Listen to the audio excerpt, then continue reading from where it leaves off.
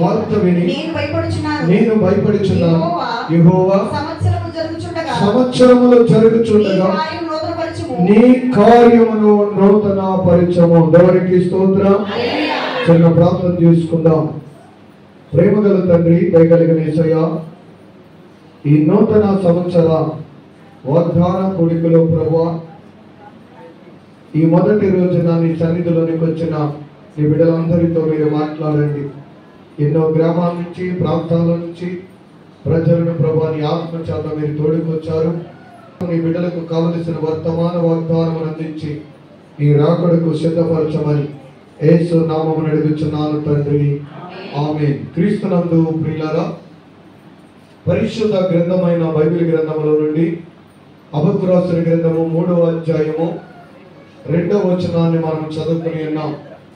దేవుడు ఈ 2025వ సంవత్సరము మొదటి రోజున, జనవరి 1 రోజున దేవుడు మనకి ఇస్తున్న వాగ్దానం మీరు బాగా గుర్తుపెట్టుకోవాలి. జనవరి 1కి వచ్చాము, వాక్యం విన్నాము, వెళ్ళిపోయామనేది కాదు. కానీ ఈ రోజున దేవుడు మనకి ఏ వాక్యం అయితే, వాగ్దానం అయితే ఇస్తాడో ఆ వాగ్దానాన్ని మీరు పట్టుకుని ఆ వాగ్దానం కొరకు ప్రార్థన చేసుకుంటున్న ఆయన 2025వ సంవత్సరం జనవరి 1 మొదటి రోజున మాకు ఈ వాగ్దానం ఇచ్చావు. ఈ వాక్యము ద్వారా మమ్మల్ని బలపరిచావు. నీవు మమ్మల్ని దీవించమని మనం ప్రార్థన చేసినప్పుడల్లా వాక్యాన్ని మీరు జ్ఞాపకం చేసుకుని ప్రార్థన చేసుకుంటే విజయాలను మీరు చూస్తారు. శత్రువైన సాతాను యేసు ప్రభు దగ్గరికి వచ్చి శోధిస్తున్నప్పుడు ప్రభు చెప్పిన వాక్యం ఏంటో తెలుసా? నీ ప్రభువుని శోధించకూడదు అని రాయబడిందని వాక్యాన్ని ప్రభు చూపించారు. కనుక సాతానుకి ప్రార్థన మనం ఎంత చేస్తామో అలాగే వాక్యాన్ని కూడా ప్రార్థన చేసినప్పుడు దేవుడు మనకి ఇచ్చిన వాగ్దానమును ఎత్తి పెట్టుకుని మనం ప్రార్థన చేస్తే అనేక విజయాలను మనము చూస్తాం. ఈ వాగ్దాన వాక్యమును ఏదో నిలబడి 4 మాటలు చెప్పడం వరకు కాదు. కానీ ఈ రోజున ఏమి మాట్లాడాలి ప్రభా, ఏమి చెప్పాలి, నీ బిడ్డల కొరకు ఏం సిద్ధపరిచాలి, ఈ సంవత్సర వాగ్దానం ఏంటి, ఆ వాగ్దానం కొరకు నువ్వు మాట్లాడమని ప్రార్థన చేసినప్పుడు దేవుడు బయలుపరిచినటువంటి వాక్యమును, వాగ్దానమును ఇవ్వటం జరుగుతుంది. తీసుకోవటం మీరు తీసుకునే పత్రికల్లో కాదు, కానీ వాక్యము ద్వారా దేవసేవకు నిలబెట్టి ఆయన మాట్లాడుతున్న వాక్యాన్ని మనము పట్టుకోవాలి. ప్రకాశరాబాద్లో క్రిస్మస్ ఏర్పాటు చేయాలనుకున్నప్పుడు దాని వరకు ప్రార్థన చేస్తూ ఉన్నాం. ఒక టైటిల్ పెట్టేటప్పుడు, అంటే ఒక మీటింగ్స్, ఒక ఆరాధన, ఒక క్రమం ఏదైనా పెట్టాలంటే మనకి నచ్చిన పేరు ఏదో పెట్టేసుకోవడానికి కుదరదు. దేవుడు ఏది చెప్తే దాన్ని మనము బయలుపరచాం. ప్రభువుని అడిగాం, నాయన ఈ సంవత్సరము క్రిస్మస్లు, ఆరాధనలు, పరిచర్యల కొరకు నువ్వు ఒక మంచి వాగ్దానం మాకు కావాలి ప్రభు అని అడిగినప్పుడు, దేవుడు చెప్పారు గ్రాండ్ క్రిస్మస్ ఆరాధన. గ్రాండ్ క్రిస్మస్ ఆరాధన అనే దాన్ని దేవుడు చూపించారు. దానిని టైటిల్గా పెట్టి దాని కొరకు ప్రార్థన చేశాం. ఈ సంవత్సరము మరి క్రిస్మస్లు కానివ్వండి, నూతన సంవత్సర ఆరాధన కానివ్వండి, దేవుడు ఏదైతే వాగ్దానం చేశాడో ఆ వాగ్దాన ప్రకారంగా అనుకున్న దానికన్నా, ఊహించిన దానికన్నా చాలా గ్రాండ్గా దేవుడు జరిగించాడు. అప్పటి వరకు చుట్టుపక్కల చాలా విపరీతమైన వర్షం పడింది. ఆ ప్రార్థనా టయానికి అక్కడ వర్షం లేకుండా మంచి వాతావరణం, భోజనాలన్నీ దేవుడు సమకూర్చాడు. కావలసిన ధన విషయం, ప్రజల విషయంలో ఎంతగానో మంచి వర్తమానం దేవుడు అందించాడు. అలాగే ఎల్లమిల్లి విషయంలో కూడా దేవుడు అంతే గ్రాండ్గా జరిగించారు. అలాగే 3వ మందిరం కూడా దేవుడు అంత మహిమకరంగా జరిగించారు. మరి ముదునూరులో కూడా దేవుడు మహిమకరంగానే జరిగించారు. కాబట్టి వాక్యమును చెబుతూ ఉన్నప్పుడు ఆ దైవ సేవకులు ఏదో బైబిల్లో 4 మాటలు చెప్తారని మీరు అనుకోకండి.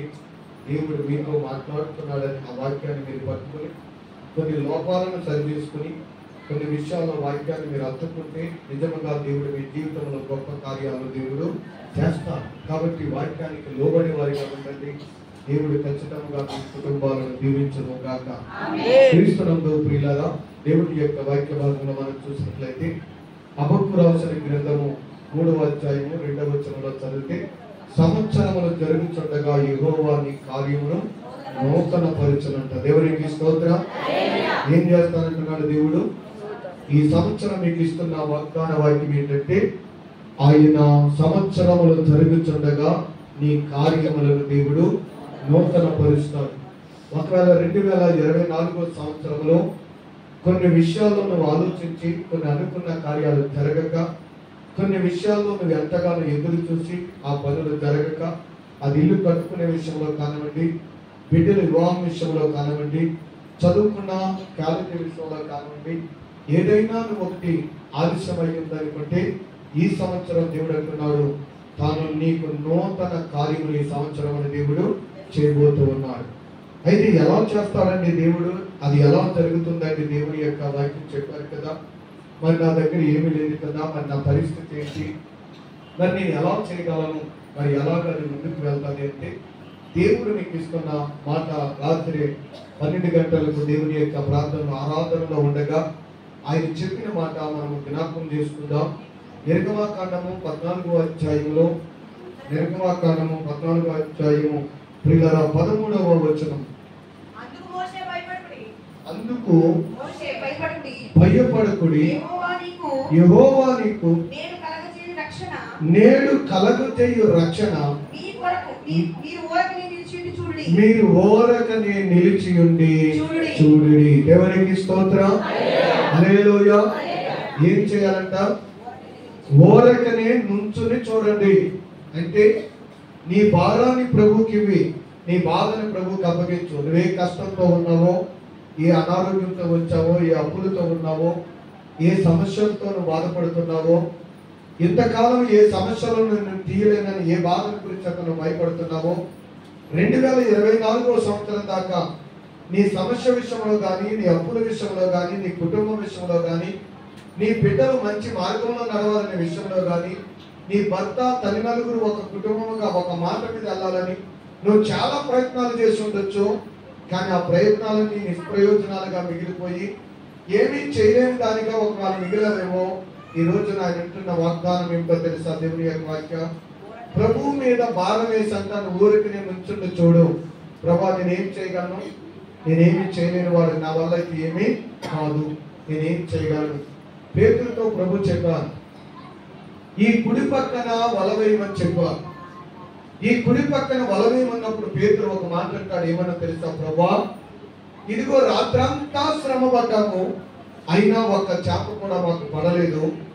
అయినను నీ మాట చొప్పున ఇప్పుడు మేము ఇక్కడ వలవేయుచున్నాం. దేని చొప్పున వేస్తున్నాను అన్నాడు? నీ మాట చొప్పున మేము ఇక్కడ వలవేస్తున్నాము. అంటే అంతకు ముందు ప్రయత్నం చేయలేదా?